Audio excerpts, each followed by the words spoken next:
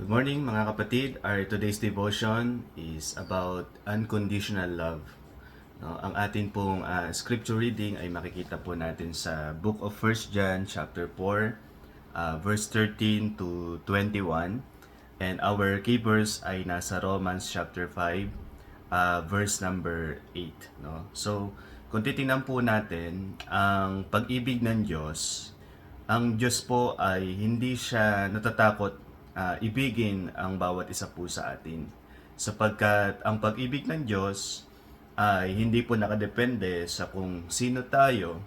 Ang pag-ibig ng Diyos ay hindi nakadepende sa kung ano po ang ating ginagawa. Lalo na po kung tayo po ay mananampalataya. So, ang Diyos na kinilala po natin ay Diyos na umiibig po sa atin unconditionally, no? Na walang pagpapahalaga sa kung ano man po yung ating mga pagkakamali. Pagpatungkol po, pag pinag-usapan po natin ang pag-ibig ng Diyos. Now, kung hindi po natin maiintindihan ang pag-ibig ng Diyos sa buhay natin, mahirapan din ho tayo na makapasok sa kabanalan ng Diyos, sa buhay na nais ng Diyos sa bawat isa po sa atin. So the very reason kung bakit inibig tayo ng Diyos, sapagkat naniniwala ako, yun po ay magiging motivation natin, encouragement natin, upang mabuhay tayo sa kalooban niya at mabuhay tayo sa buhay pagsunod po sa Kanya. Kung titingnan po natin ang pag-ibig ng Diyos na walang kondisyon in Romans chapter 5 verse number 8, ang sabi po doon, "But God commended His love toward us, in that while we were yet sinners, Christ died for us." So pinakita ng Diyos ang pag-ibig niya sa atin, na nang tayo'y makasalanan pa.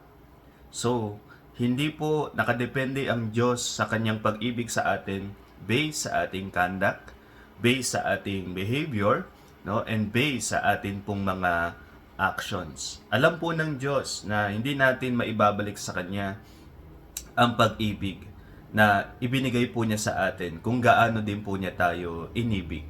No? At alam din po ng Diyos na for some reasons, pwede tayong umakto minsan ng walang kabanalan.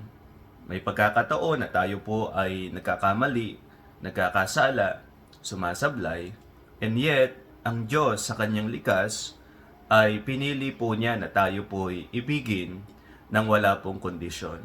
Kung ang atin pong argument dito at hindi tayo maniniwala sa pag-ibig ng Diyos dahil sasabihin po natin na maaari ba itong license sa kasalanan? Kung titingnan po natin ang Bible, ang mga taong nakakaunawa na sila'y inibig ng Diyos ng walang kondisyon, hindi po nila ito ginamit na lisensya upang magkasala. Ito po'y ginamit nilang reason, motivation, para mas lalong ibigin ang Diyos at mas lalong ibigay nila ang buhay nila sa Panginoon. Hindi po ba ang sabi nga ni Apostol Pablo, no? Sa buhay po niya, siya po'y nabubuhay na dahil po sa ating Panginoon Kristo, ibinigay niya na ang buhay niya sa ating Panginoon Jesus. Ang motivation po niya, ang sabi niya, because Jesus loved Him and gave Himself for Him. Ibinigay sa kanya ng Panginoon ang kanyang buhay. So, makikita po natin na ang pag-ibig ng Diyos na walang kondisyon ay motivation natin upang maging banal, maging maayos sa kanyang harapan, ibigin ang Diyos, sumunod sa Kanya, at magtiwala sa Kanya. At the same time, ang pag-ibig po ng Diyos, kaya niya tayo inibig dahil ang nire-require po niya sa ating mga mananampalataya ay ibigin din po natin ang ating kapwa at ibigin po natin ang mga kapatid natin sa ating Panginoon. Kung titingnan po natin yung book of 1 John chapter 3 sa atin pong scripture reading sa chapter 4, no, makikita po natin in verse 13, sabi nga po dito, "Hereby know we that we dwell in Him, and He in us, because He hath given us of His Spirit." And verse 16, sabi dito, "And have we known and believed the love that God hath to us. God is love, and he that dwelleth in love dwelleth in God, and God in him." Ang makikita po natin sa verse 20, "If a man say, I love God, and hateth his brother, he is a liar, for he that loveth not his brother whom he hath seen, How can he love God whom he hath not seen? So, ang sabi po dito ni Apostol Juan, hindi natin pwedeng sabihin mahal natin ang Diyos, yet napupuot tayo sa ating kapatid. Ibig sabihin, ang pag-ibig ng Diyos ang magmomotivate sa atin na magkaroon ng espiritu ng pag-ibig. At ang espiritu ng pag-ibig ay espiritu din po ng pagpapatawad. Remember, paano tayo inibig ng Diyos? Paano niya pinakita ang pag-ibig niya sa atin? Nung si Kristo po ay namatay sa krus ng Kalbaryo, nagtigis ng banal na dugo at binayaran lahat ng ating kasalanan, yun po ang naging basihan upang tayo po ay patawarin ng Diyos sa ating mga kasalanan.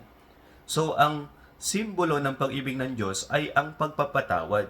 So, likewise, ang pag-ibig din po natin sa ating mga kapatid ay dapat makita po sa atin ang espiritu ng pagpapatawad. Anuman ang kanilang mga pagkakamali, anuman ang kanilang mga pagkakasala, gaano man karaming beses sila nagkamali, nagkasala sa atin, ang tunay na dapat na ipakita natin sa kanila ay ang espiritu ng pagpapatawad. Dahil yan po'y espiritu ng pag-ibig at ang atin pong motibasyon ay ang pag-ibig ng Diyos sa buhay po natin. Hindi tayo perpekto, nagkakamali tayo, nagkakasala tayo, we are all sinners, we are all come short for the glory of God. Yet, ang Diyos, pinili niyang ibigin tayo at ipahayag po niya ito sa pamamagitan ng pagpapatawad sa ating mga kasalanan. Sana ganun din po tayo sa ating kapwa, sa mga tao nakakasalamuhan natin, at lalong-lalo na po sa mga kapatid natin sa Panginoong Diyos. Saglit po tayo mag-pray.